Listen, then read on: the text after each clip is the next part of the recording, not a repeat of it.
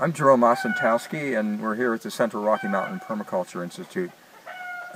We have an acre of edible landscaping, and it's a closed canopy now, fruits and vegetables, and so we've actually come back out into the pinyon and juniper here on an acre of land above the house across the road from our forest garden, and we've started to do hugelkultur. Using the limbed up dead branches from the pinyon and juniper and the scrub oak and laying them out on the contour and then digging a trench behind them, and then we use some recycled soil from our nursery and then planted in a whole array of different vegetables, summer and some perennials. And this is one of the most productive gardens we have on the place, and it's growing right here in the wild in the pinyon and juniper. I like to joke it's got our bug-out bag garden, and if you want to buy some seeds, we'll sell you the seeds to do this. So let's go harvest some stuff from our bug-out bag garden, some squashes. So we put in, last year we grew winter squashes in here, but this year we put in some summer squashes to start with, and we've been getting a fair amount of harvest here. We have fava beans, basil, string beans,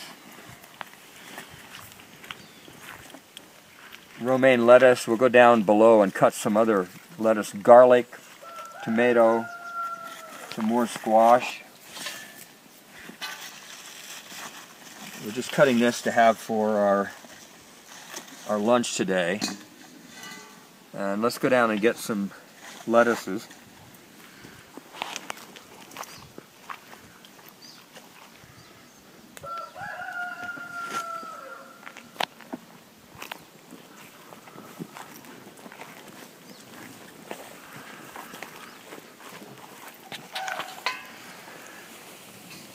So this is some of the nicest romaine.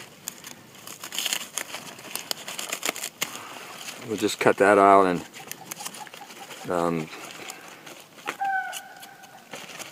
we'll leave this to grow another bunch of rosettes and then perhaps go to seed, so that we can be growing our own seed.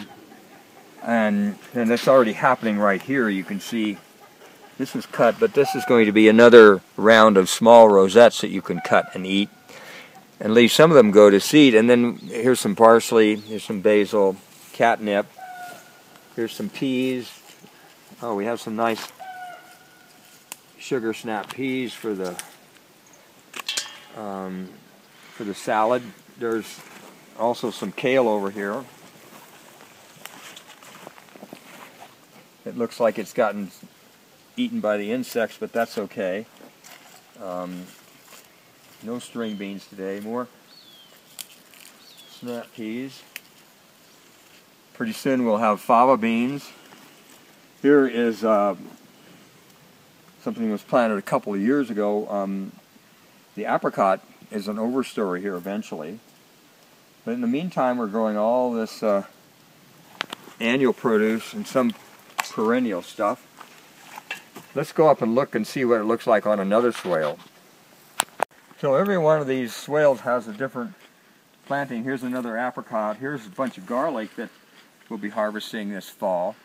So it was fall planted last year, and we topped it, and it'll be producing pretty nice big bulbs in a sort of a wild garden here. Here's a big squash in here that we'll need to harvest. And these zucchinis are the new potato. We're eating those in stir fries and in the morning with our omelets instead of potatoes. It's a light food, and it's very easy to cook, and it's very delicious, sautéed with some onions or garlic. And let's see what else we can find here.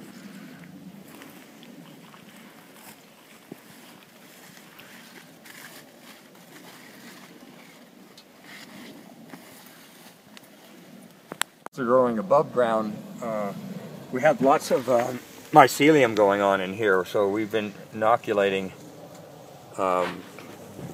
this whole area with mushrooms. I'm not sure what this is. This could be an edible one. I'll have to key it out first.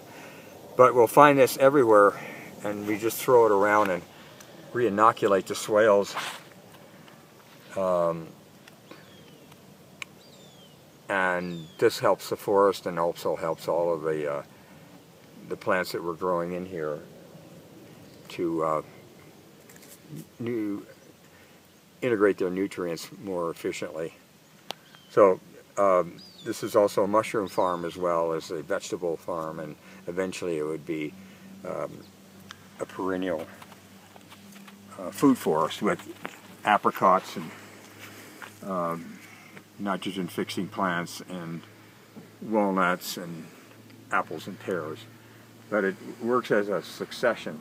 So we're building soils for the first 2 years or so, and then putting in our perennial crops, and then we have a nice row of garlic here, which will provide our winter garlic for the entire year from this one bug-out bag garden. So be sure to get your seeds from Crimpy for your bug-out bag